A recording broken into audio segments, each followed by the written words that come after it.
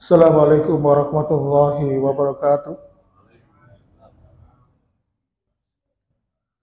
Alhamdulillah hamdan katsiran thayyiban mubarakan fih kama yuhibbu rabbuna wa yarda. Asyhadu an la ilaha illallah wahdahu la syarika lah wa asyhadu anna Muhammadan abduhu wa rasuluh.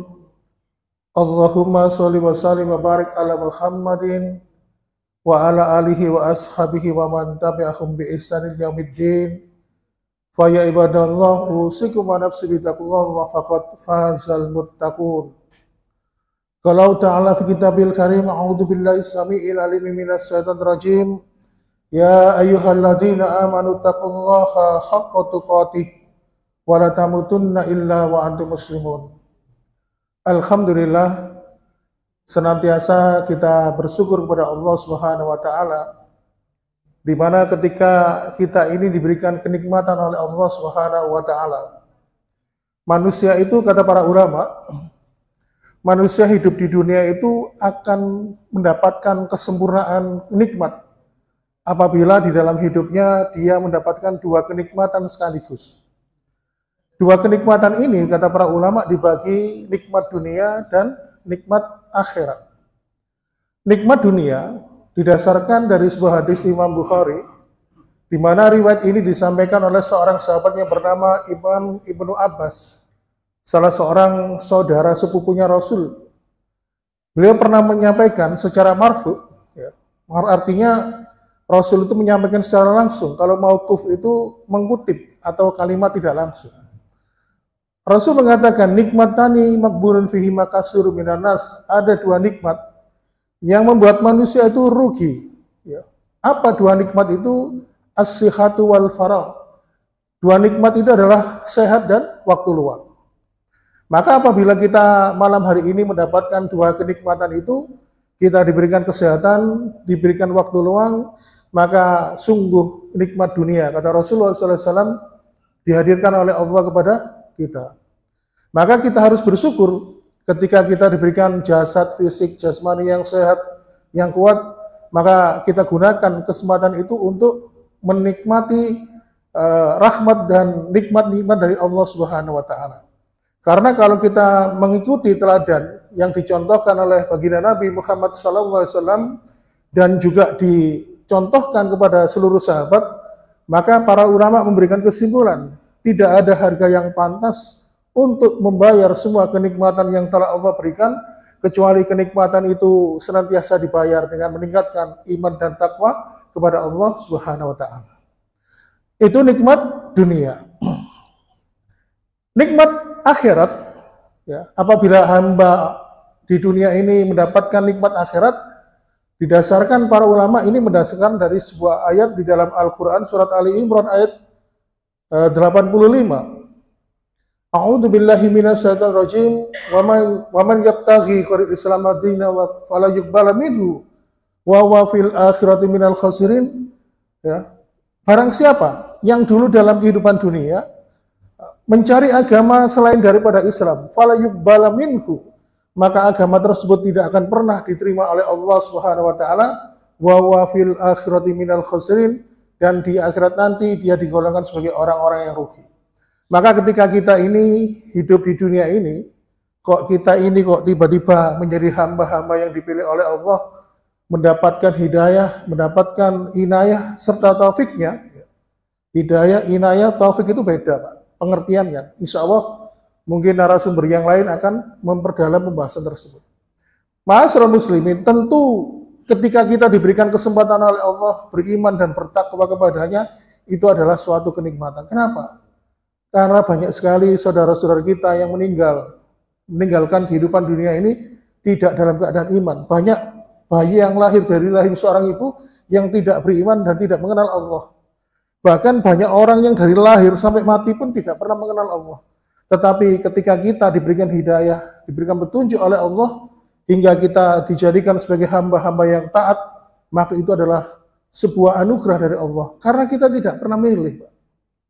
Makanya ma'asyiral muslimin, apabila ada dua nikmat ini, nikmat dunia, lalu nikmat akhirat, bersemayam pada diri seseorang hamba, maka sesungguhnya dia adalah orang-orang yang sangat beruntung di hadapan Allah Subhanahu wa taala. Demikian ma'asyiral muslimin, itu sebagai mukadimah. Pada pertemuan pada malam hari ini, saya sebenarnya pemeran pengganti dari jadwalnya Ustadz Faisal. Kebetulan Ustadz Faisal ini kan membahas sirah atau sejarah. Maka saya tak coba menyampaikan sesuatu yang berkaitan dengan sejarah pada kesempatan di malam hari ini. Tentu pembahasan itu kita akan awali dengan pembahasan ayat di dalam surat Ibrahim, di mana ayat itu adalah ayat ke-38.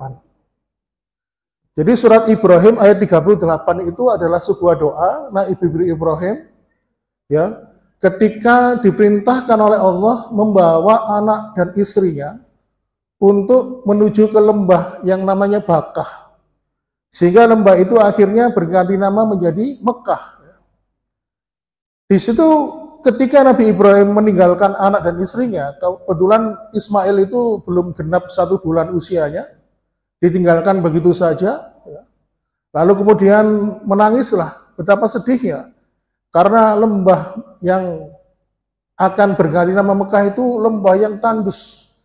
Tidak ada seorang penduduk pun yang berpenghuni di situ. Sepi, Pak. Bayangkan, waktu itu belum ada PLN, ya, belum ada listrik, belum ada air. Ya. Lalu kemudian Allah memerintahkan Nabi Ibrahim, ya, kepada istrinya, ya, dan Ismail untuk tinggal di situ. Nah, ketika Nabi Ibrahim akan meninggalkan mereka berdua, Nabi Ibrahim pun berdoa kepada Allah Subhanahu wa taala, dan doa ini disimpan oleh Allah di dalam surat Ibrahim ayat 38. Bagaimana doa itu berbunyi? Rabbana innaka ta'lamu ma nukhfi wa ma nu'lin wa ma yakhfa 'ala Allah min syai'in fil ardi wala fis sama.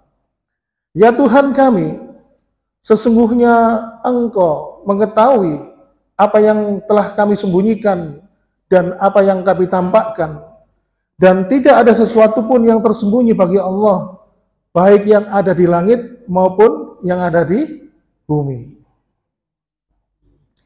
Dalam doa ini ada 2 kata yang akan menjadi pembahasan kita.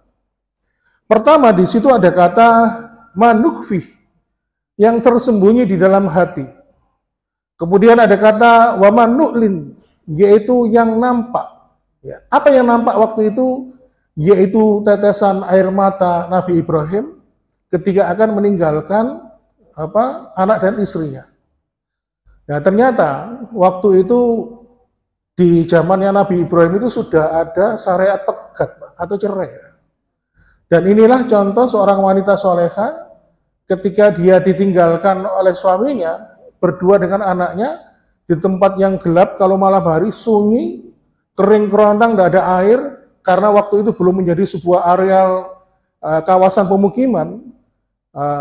Istrinya Nabi Ibrahim ini bertanya, apakah ini adalah perintah Allah? Lalu Nabi Ibrahim mengatakan, ya betul, ini adalah perintah Allah. Maka ketika dia mendengar bahwa ketika dia dibawa suaminya, ya, menuju lembah yang akan bernama Mekah ini, dia langsung meyakini di dalamnya ada kebaikan untuk dirinya dan putranya.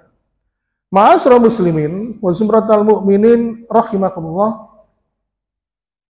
Di situ Nabi Ibrahim berdoa, Rabbana innaka ta'lamu ma nukhfi wa ma nu'lin wa ma yakhfa 'ala Allah min syai'in fil ardi wala fis sama. Ya Tuhan kami, Engkau mengetahui apa yang kami sembunyikan, dan Engkau mengetahui apa yang kami tampakkan, dan tidak ada sesuatu pun yang tersembunyi bagimu ya Allah, baik yang ada di bumi maupun di langit.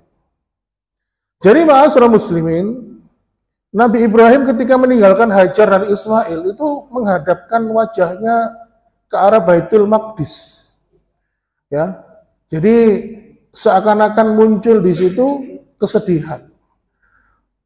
Oleh karena itu ma'asyiral muslimin jamaah sekalian, apa yang dapat kita ambil pelajaran dari surat Ibrahim ayat 38 ini yang berisi doa tersebut? Bahwasannya menurut para ulama disebutkan ada 2 pembahasan pokok. Ada 2 pelajaran pokok yang bisa kita ambil dari pembahasan ayat ini. Yang pertama, bahwasannya sunnahnya ketika ada seseorang muslim yang akan meninggalkan keluarganya, entah itu meninggalkan istrinya atau meninggalkan anaknya dalam rangka dia keperluan yang jauh dan lama, entah itu bekerja, entah itu bertugas belajar, ya, pokoknya tidak ada interaksi, ya, atau sebaliknya sebagai orang tua ditinggalkan oleh anaknya kuliah, tugas belajar di tempat yang jauh dan dalam jangka waktu yang lama, maka sunnahnya, ya, kalau menurut ayat ini, hendaklah dia titipkan keluarganya yang berpisah dengan dirinya kepada Allah Subhanahu wa Ta'ala. Kenapa?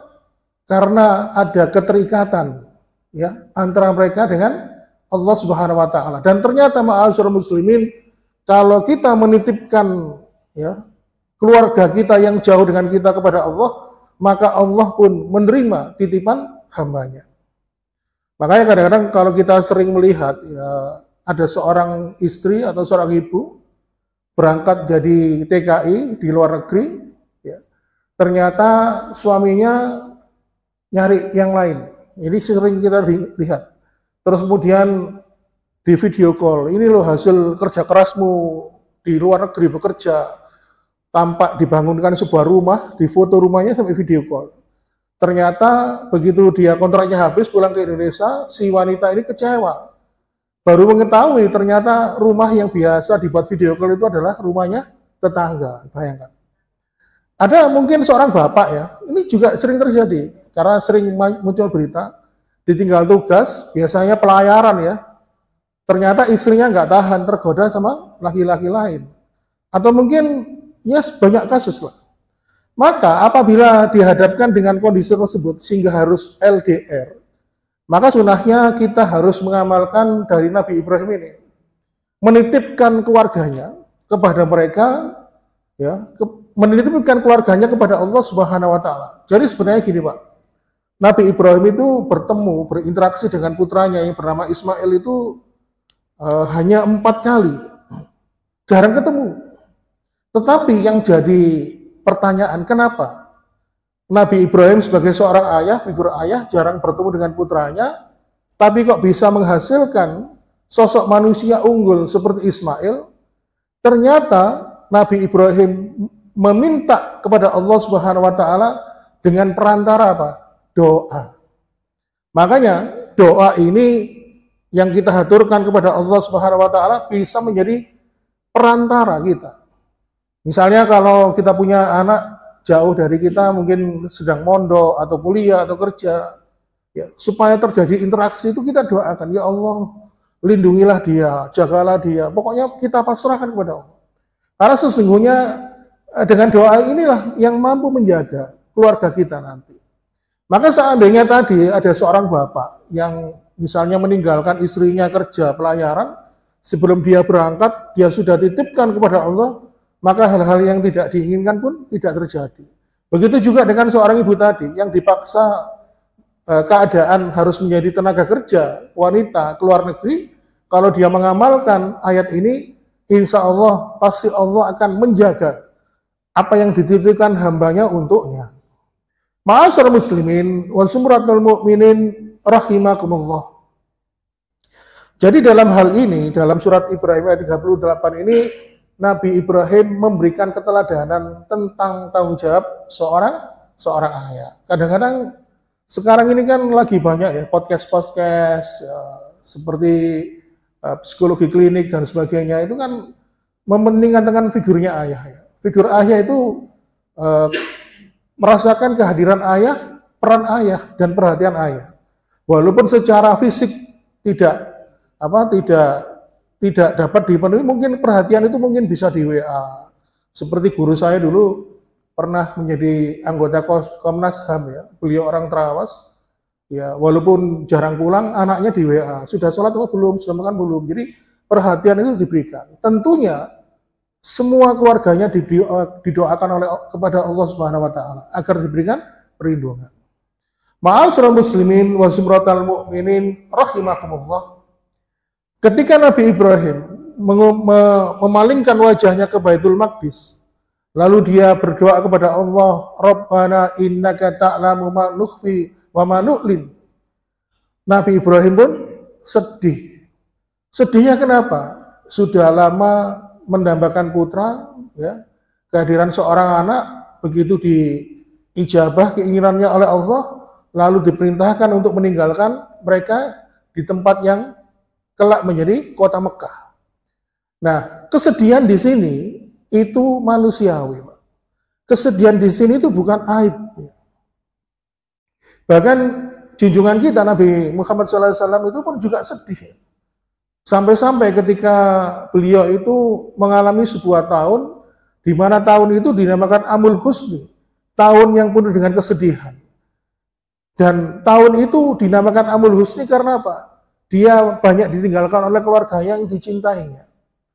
Jadi sedih itu fitrah manusia, tetapi jangan sampai kesedihan itu mendominasi hati, sehingga akhirnya bisa menghilangkan harapan kita kepada Allah Subhanahu wa taala. Ma'asyiral muslimin, sebagai contoh, Pak, Nabi itu punya paman yang sangat dicintai, yang sangat dihormati, namanya Hamzah. Suatu ketika dalam peperangan itu, pamannya Hamzah ini meninggal, dibunuh oleh Wahsy. Nah, Wahsy ini waktu masih kafir, diperintahkan oleh Hindun, ya. Dan akhirnya Hindun dan Wahsy ini akhirnya diberikan kehendak oleh Allah menjadi mendapatkan hidayah dan menjadi orang Islam. Ketika dalam peperangan itu, Wahsy itu disuruh mengambil jantungnya Hamzah, lalu setelah itu diserahkan ke Hindun. Saking bencinya Hindun dengan Hamzah itu akhirnya apa? Jantungnya dimakan oleh Hindun. Bayangkan. Sehingga akhirnya kesedihan Rasul ditinggal pamannya Hamzah ini pun berbekas. Suatu ketika Wahsy ini datang di hadapan Rasul, kepingin mengucapkan 2 kalimat syahadat, berikrar, bertobat, ya diterima. Ya, memang karena dia tugasnya sebagai seorang Nabi dan Rasul, tetapi secara manusiawi masih tersisa memori bagaimana perilaku tindakan Wahsy itu ketika membunuh pamannya, hingga sampai memutilasi salah satu organ pentingnya. Sehingga akhirnya Wahsy ini disuruh pindah, kamu jangan di sini, kamu di sana aja. Karena apa? Rasulullah itu masih ada di dalam hatinya rasa kesedihan. Jadi Wahsy ini merasa masih sedih. Sampai Rasulullah saking sedihnya itu menolak untuk bertemu dengannya. Sehingga akhirnya Wahsy pun bercerita-cerita bagaimana caranya untuk menebus dosanya. Salah satunya yaitu dia berjasa membunuh Musailamah al-Kadzab, si nabi palsu, sehingga akhirnya dia merasa kontribusinya dalam mengembangkan atau memperjuangkan agama ini dinilai baik oleh Allah dan Rasulnya. Jadi ma'asyiral muslimin, kesedihan itu manusiawi. Bahkan Rasulullah SAW pun bersedih, bahkan menangis, meneteskan air mata ketika putra beliau yang bernama Ibrahim itu meninggal dunia. Lalu Abdurrahman bin Auf ketika melihat Rasulullah SAW menangis, bertanya, loh, ini air mata apa ya Rasul? Lalu Rasulullah pun mengatakan, innahu yunattatmak wal quluba tasad walan nardo illa qada'i rabbina. Mata itu punya hak untuk meneteskan air mata. Hati itu boleh tercelup dalam suasana kesedihan. Tetapi, nah ini yang perlu dilihat, tetapi hati ini ridho dengan ketetapan dan takdir Allah Subhanahu wa ta'ala. Jadi ma'asyiral muslimin, kadang-kadang itu kan waktu bahas tentang niyaha, ya, tidak boleh meratap orang yang meninggal dunia. Waktu itu ada yang nyeletuk, oh sok ditinggal keluarga dia mati, nangis. Jadi dia itu salah memahami. Jadi dipikir kalau ada orang meninggal, keluarganya itu tidak boleh nangis. Terus saya bilang, loh, manusiawi Pak nangis itu Pak. Tetapi Rasulullah pun juga menangis. Tetapi Rasul mengatakan, walaupun hati kita ini menangis, hati kita ini ridho dengan ketetapan dari Allah Subhanahu wa ta'ala. Jadi niyaha itu atau meratap yang tidak diperbolehkan itu adalah ketika dia ngungkit-ngungkit. Ya, mungkin dulu pernah saya sampaikan di sini tentang niyaha waktu itu kajian menjelang berbuka ya, kalau nggak salah ya. Jadi niyaha itu misalnya begini, Wahai suamiku, kaulah pusat cahaya dalam keluarga ini. Kalau engkau mati, siapa yang nanti yang ngayomi kami semuanya? Kalau engkau mati, siapa yang ngasih makan pada kami semuanya? Terus akhirnya menyalahkan, meronta-ronta ya. Nah itu namanya niyaha. Tapi kalau kita bersedih karena ada salah satu anggota keluarga meninggal dunia, tetapi hati kita ridho, menerima, ya Allah, inna lillahi wa inna ilaihi raji'in. Sesungguhnya kami ini asalnya adalah milikmu, ya Allah, dan suatu saat kami akan kembali kepadamu. Jadi sedih itu lumrah. Bahkan seperti Nabi Yakub itu 9 tahun menangisi putranya yang bernama Yusuf ya, karena hilang, sampai mengalami glaukoma. Kalau sekarang ya, kalau dalam segitu belum ada istilah glaukoma ya, sampai mengalami kebutaan. Tetapi kesedihannya Nabi Yakub ini tidak disalahkan oleh Allah. Karena apa? Nabi Yakub walaupun sedih mencintai Yusuf yang hilang, tetapi di dalam hatinya dia ridho dengan ketetapan takdir dari Allah Subhanahu wa taala. Ma'asyiral muslimin, jadi sekali lagi sedih itu manusiawi, asalkan kesedihan itu kita sandarkan kepada Allah Subhanahu wa taala. Kita kembali ke pembahasan kita, yaitu tentang surat Ibrahim ayat 38. Jadi ma'asyiral muslimin, kesedihan Nabi Ibrahim itu yang ditampakkan di dalam surat ini, surat Ibrahim ayat 38, adalah fitrah manusia. Oleh karena itu ma'asyiral muslimin, perlu diketahui bahwa ketika kita ini meninggalkan keluarga kita, itu yang penting kata para ulama harus ada akad. Ya. Akad itu seperti ucapan. Jadi misalnya mungkin karena kita ini tuntutan profesi ya, sehingga harus pergi jauh, tugas belajar atau tugas penempatan baru. Maka sebelum berangkat itu kita harus punya akad, kesepakatan dengan Allah. Ya Allah, aku titipkan kepadamu. Makanya kenapa Rasulullah SAW pernah memberikan contoh doa, au astaudiukallah allati la tudayyi'u wadai'uhu. Aku titipkan kepadamu ya Allah, zat yang tidak pernah menyia-nyiakan titipan hambanya. Makanya kalau kita titipkan kepada Allah, keluarga kita, ya, pasti mereka akan dijaga oleh Allah Subhanahu wa taala. Jadi kalau misalnya ini pernah ada contoh ya, di zaman tabi'in ada kisah seorang ulama yang bernama Hatim bin Aqsam. Hatim bin Aqsam itu seorang ulama besar di zamannya dan sering menjadi konsultan ya, konsultan kehidupan bagi umatnya. Banyak mereka yang curhat, banyak mereka yang berkonsultasi. Nah, suatu ketika Hatim bin Aqsam ini menyadari permasalahan umat ini kok semakin kompleks, membutuhkan ilmu, sehingga akhirnya memaksa Hatim bin Aqsam ini harus menuntut ilmu lagi, belajar lagi. Tapi masalahnya ketika dia harus sekolah lagi atau katakanlah kuliah lagi, itu tempatnya jauh dan harus dalam jangka waktu yang lama. Di satu sisi Hatim bin Aqsam ini punya anak, punya banyak anak, anaknya masih kecil-kecil. Dan Hatim bin Aqsam ini di samping sebagai kepala keluarga, beliau adalah sebagai pencari nafkah. Nah, akhirnya dikumpulkanlah anak-anaknya. Anak-anak ini, Abi ini mau sekolah lagi, mau belajar lagi di tempat yang jauh dan butuh waktu yang lama. Karena ini umat ini banyak persoalan yang harus dipecahkan. Sedangkan ilmunya Abi ini kurang memadai. Lalu bagaimana pendapat kalian? Anak yang pertama, saya tidak setuju, Bi. Kalau Abi nanti berangkat sekolah lagi dan di tempat yang jauh dalam jangka waktu yang lama, terus kami ini nanti siapa yang ngurus?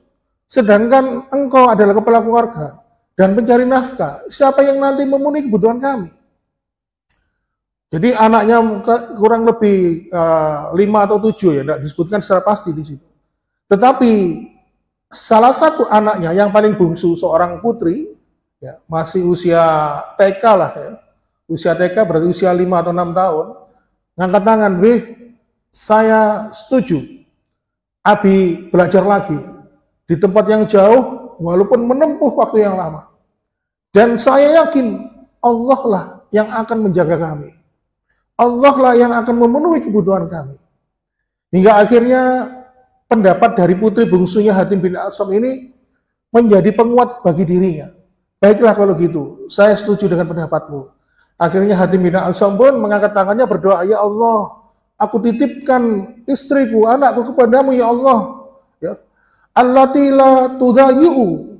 Di mana Allah, kata Hatim ini menurikan doa Rasulullah, tidak pernah menyia-nyiakan titipan hambanya. Lalu akhirnya berangkatlah Hatim bin Asam, belajar lagi, menempuh perjalanan panjang di tempat yang jauh, dan belajar dalam jangka waktu yang lama. Hingga akhirnya hari demi hari, stok logistik itu mulai menipis. Ketika persediaan makan itu hanya tinggal 1 hari, bagaimana resah dan gelisahnya keluarga itu. Lalu putra pertama mereka sampai menyalah-nyalakan putri bungsunya. Gara-gara kamu mengizinkan Abi berangkat mencari ilmu, lihatlah kebutuhan rumah tangga kita, makan minum kita akan habis. Terus ini gimana solusinya? Ya. Terus ternyata ma'asyiral muslimin, tidak jauh di situ ada rombongan pasukan kerajaan. Ada rombongan pasukan kerajaan, sekitar 1 peleton itu berapa? Mungkin 100 pasukan mungkin. Lalu ditugaskan komandannya untuk mencari tempat sumber air, karena waktu itu pasokan air minumnya berkurang. Lalu salah seorang perwira pertama datang mencari, akhirnya ketemulah sebuah rumah. Diketuklah pintu itu. Mohon izin, kami mau minta air untuk minum. Oh, silakan. Setelah seluruh kebutuhan air logistik untuk minum pasukan itu terpenuhi, lalu sang komandan pasukan itu, yang pangkatnya mungkin perwira menengah, ya, salut dengan itu rumah ini, terus tanya, loh ini rumahnya siapa? Oh, ini rumahnya ayah kami bernama Hatim bin Asam. Betapa kagetnya sang komandan pasukan itu ketika mendengar bahwa ini adalah rumah seorang ulama besar di daerah situ. Lalu kemana beliau sekarang? Ayah kami sedang menempuh tugas untuk belajar dalam jangka waktu yang lama dan harus menempuh perjalanan yang jauh. Lalu kemudian komandan pasukan itu menggerakkan pasukannya yang mungkin berjumlah 100 orang. Digerakkan semuanya, donasi. Dikumpulkanlah donasi itu berupa uang koin atau uang emas ya, di depan pintu itu, sehingga akhirnya apa? Sampai donasi itu menutupi pintu itu, tinggi gitu. Nah, inilah jawaban ya, dari Hatim bin Asam tadi ketika menitipkan keluarganya kepada Allah Subhanahu wa taala. Yang kebutuhan logistiknya hampir saja kekurangan ya, dan kemudian Hatim bin Asam sudah menitipkan keluarganya, maka Allah memberikan jalan yang tidak disangka-sangka. Sehingga akhirnya apa? Dengan uang donasi tadi, yang berupa uang dirham, dinar, ya, bisa uang dari perak, dari emas itu tadi, bisa membantu memenuhi kebutuhan sandang, pangan, dan untuk keluarga itu. Inilah contoh ma'asyiral muslimin, bagaimana kalau kita itu menitipkan keluarga kita kepada Allah Subhanahu wa taala. Jadi kembali kepada kisah Nabi Ibrahim tadi ya. Ketika Hajar istri beliau baru saja melahirkan Ismail, dan Ismail waktu itu masih bayi, diperintahkan oleh Allah meninggalkan mereka di suatu lembah yang namanya Bakal, yang kelak akhirnya berganti menjadi Mekah. Ya, kita bisa membayangkan kondisi Mekah pada ribuan tahun yang lalu, 14 abad. Kalau 14 abad itu kan zamannya Nabi Muhammad ya. Otomatis Nabi Ibrahim itu kan berapa ribu tahun sebelum Nabi Muhammad ya. Nah, di antara Nabi Ibrahim itu ada zaman Nabi Isa, Nabi Musa ya, dan nabi-nabi yang lain. Berarti sangat panjang sekali. Sangat dipastikan kondisi Mekah waktu itu gersang, tandus, gelap gulita, tidak ada PLN ya. Lalu Nabi Ibrahim berdoa kepada Allah, Rabbana innaka ta'lamu ma nukhfi wa ma nu'lin wa ma yakhfa 'ala Allah min syai'in fil ardi wa la fis sama. Ya Tuhan kami, sesungguhnya Engkau mengetahui apa yang kami sembunyikan dan apa yang kami tampakkan, wa may yakhfa 'ala Allah, dan tidak ada yang tersembunyi bagi Allah, baik yang ada di bumi maupun yang ada di langit. Oleh karena itu, ma'asyiral muslimin, hingga akhirnya apa? Kita singkat cerita, ya, ketika kita umrah atau haji, itu menapak tilas ibadah Nabi Ibrahim ketika tiba di Mekah, di mana ketika kita itu berlari-lari kecil dari Safa ke Marwah, itu adalah bagaimana Ibunda Hajar itu kebingungan nyari air, karena Ismail waktu itu kesulitan nyari air minum.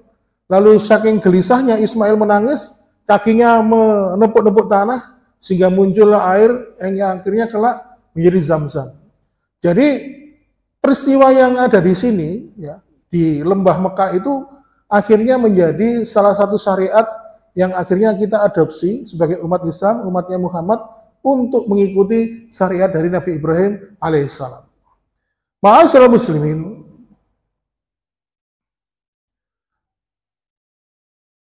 kemudian ada pertanyaan, kira-kira Hajar itu enggak minta cerai dah? Wong maring lairno anaknya masih bayi, kok ditinggal? Kan Hajar ini kan istri kedua. Ya. Loh kok balik nang bojo sing pertama sih? Ya apa kan gitu pertanyaannya. Nah, pada waktu itu sudah ada syariat untuk cerai, tapi karena dia itu orang beriman, ketika ditanya kepada suaminya, apakah ini perintah Allah? Ya, ini perintah Allah. Maka di situ muncul keyakinan bahwa segala sesuatu yang menjadi perintah Allah pasti mengandung kebaikan di dalamnya. Ma'asyiral muslimin wa zumratal mu'minin rahimakumullah. Itu pelajaran yang pertama.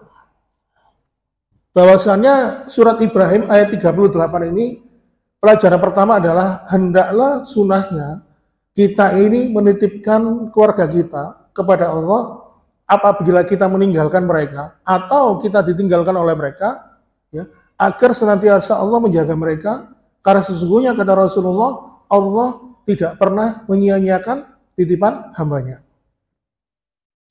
Pelajaran yang kedua, bahwasannya kesolehan itu mencakup dua hal.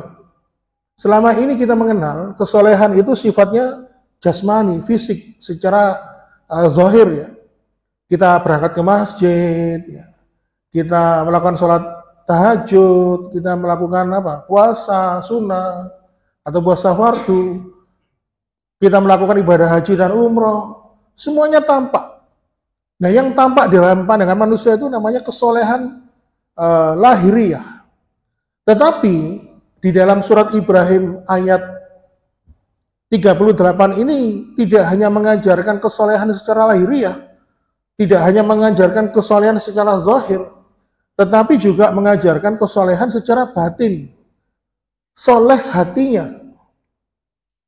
Makanya di situ Nabi Ibrahim berdoa, Rabbana innaka ta'lamu wa ma nukhfi. Sesungguhnya Engkau mengetahui apa yang kami sembunyikan dan apa yang kami tampakkan. Yang ditampakkan itu apa? Seperti wajahnya Nabi Ibrahim, seperti perilakunya, ya. Kemudian apa yang disembunyikan? Yaitu yang disembunyikan di dalam hati. Makanya di situ doanya tadi, ya, seperti yang kita bahas, ada kata wa ma nu'fi wa ma nu'lin, yang tersembunyi dan nampak. Jadi ternyata ma'asyiral muslimin, dalam hal ini Nabi Ibrahim sangat memperhatikan aspek batiniah atau hatinya. Makanya kenapa Allah Subhanahu wa taala memandang hambanya itu tidak hanya aspek secara lahirnya saja, tetapi aspek hatinya.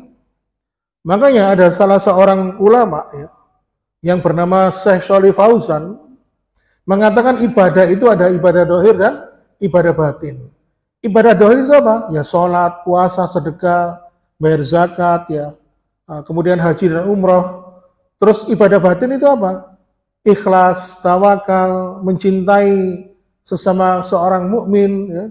Kemudian menerima takdir dan ketetapan Allah, bersabar, ya, berprasangka baik kepada Allah, ya.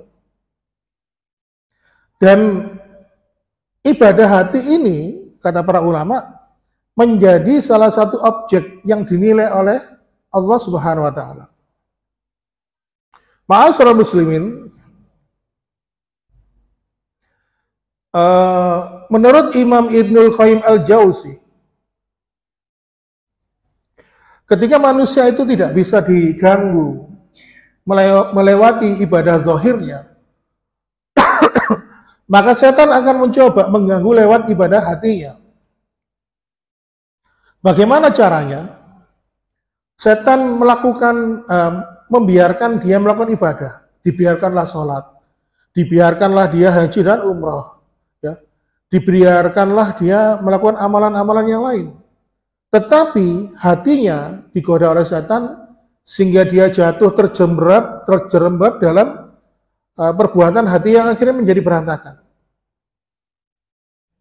Contoh misalnya, memang dia sholat, dia berangkat ke masjid sholat berjamaah, tetapi keikhlasannya terganggu. Dia merasa ketika mengeluarkan hartanya itu kok berat sekali. Atau ketika berangkat ke masjid, punya tendensi, mungkin ada riya, atau mungkin sum'ah. Kalau riya itu ingin dipandang manusia sebagai orang soleh, kalau sum'ah itu kepingin dirasani, wong iku kok wakas nek masjid. Wah, wong iku wanenge nek nggih klambi kuku tampak sebagai orang yang soleh ya. Atau mungkin ma'asyiral muslimin, benar dia itu melakukan ibadah di masjid, digoda hatinya oleh setan, sehingga akhirnya dia tidak punya sikap tawakal kepada Allah Subhanahu wa taala. Makanya ma'asyiral muslimin, perlu diketahui di dalam surat yang sering dibaca ketika sholat itu ada ayat yang sering dibaca, yauma tublas sarair, bahwasannya nanti semua itu apa yang ada di dalam hati ini akan disingkap oleh Allah Subhanahu wa taala. Apa yang disembunyikan dalam hati ini, apa yang ada di dalam pikiran kita akan disingkapkan oleh Allah Subhanahu wa taala. Sehingga akhirnya timbul pertanyaan, mana yang lebih utama antara ibadah zahir dan ibadah batin? Kira-kira kalau menurut jenengan gimana, Pak? Lebih utama mana, Pak? Halo? Ibadah zahir apa ibadah batin? Halo? Kok gak krungu? Ibadah apa? Ibadah batin ya. Jadi ibadah zahir ini dibandingkan dengan ibadah batin lebih utama ibadah batin. Kenapa? Karena disitulah yang akan dinilai oleh Allah Subhanahu wa taala. Bukankah kekafiran, bukankah iman dan takwa itu tempatnya di hati? Ya. Jadi kekafiran dan iman itu tempatnya di hati. Makanya Allah lebih menilai hati seseorang dibanding dengan ibadah zahirnya. Ma'asyiral muslimin, jadi idealnya, Pak. Jadi cara mikirnya gampang. Contoh misalnya, kita punya sisi jasad, sisi zahir ya. Kita punya fisik jasmani. Nanti kalau kita mati, jasad kita, fisik kita, badan kita ini akan dimakamkan di kuburan. Jasad kita akan dikubur. Setelah dikubur akan menjadi makanan hewan pengurai. Seperti cacing-cacing itu kan, pengurai, tetapi ruh kita tetap hidup. Jadi yang tidak mati itu ruh kita, yang mati itu hanya jasad kita, badan kita. Nah, ruh kita ini yang nanti akan menghadap Allah dan akan dimintai pertanggungjawaban oleh Allah Subhanahu wa taala. Jadi kalau kita mikir seperti ini menunjukkan bahwa ibadah hati itu lebih mulia di hadapan Allah dibandingkan ibadah zahir. Ma'asyiral muslimin wa sumratal mu'minin rahimakumullah. Makanya pemahaman seperti ini sebenarnya memberikan peringatan kepada orang-orang yang lebih memuliakan aspek penampilan wajahnya. Kalau dia seorang wajahnya tampan, dia menjaga ketampanannya, ya, sampai perawatan sekarang itu banyak loh Pak. Laki-laki itu, pria itu perawatan di klinik kecantikan. Kebetulan saya punya beberapa teman dokter itu buka klinik kecantikan, cerita laki-laki ternyata juga pakai krim, night cream, pakai pokoknya macam-macam lah ya. Bahkan kemarin itu ada teman saya guru itu ada anak didiknya di sekolah itu enggak bayar SPP karena diberikan skincare dan sebagainya. Nah, artinya apa? Kalau kita hanya mementingkan penampilan wajah, kalau wanita cantik itu eman-eman wajahnya, maka ini nanti menjadi pemahaman bahwa fisik atau jasmani kita itu tidak akan dipandang oleh Allah Subhanahu wa taala, akan dimakamkan di kuburan, lalu ruh kita yang di dalam ruh itu ada komponen hati, ada jiwa ya, di situ nanti yang akan diminta pertanggungjawaban oleh Allah Subhanahu wa taala. Oleh karena itu, ma'asyiral muslimin, Imam Ibnul Qayyim Al-Jauzi membagi manusia itu menjadi 3 tipe. Tipe yang pertama, ada manusia yang menjadi walinya Allah dengan amalan zahir. Tetapi dia menjadi walinya setan di dalam amalan batin. Gimana maksudnya? Dia sholat, dia puasa, haji, umroh, ya.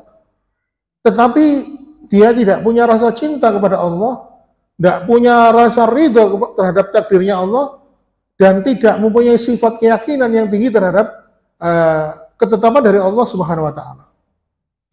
Makanya Imam Ibnul Jauzi ini pernah menceritakan dalam sebuah kitabnya, beliau mengatakan, aku pernah menjumpai seseorang yang senantiasa sholat safnya terdepan di masjid. Lalu kemudian Allah mengujinya. Diambillah putranya satu-satunya. Akhirnya putranya meninggal kan.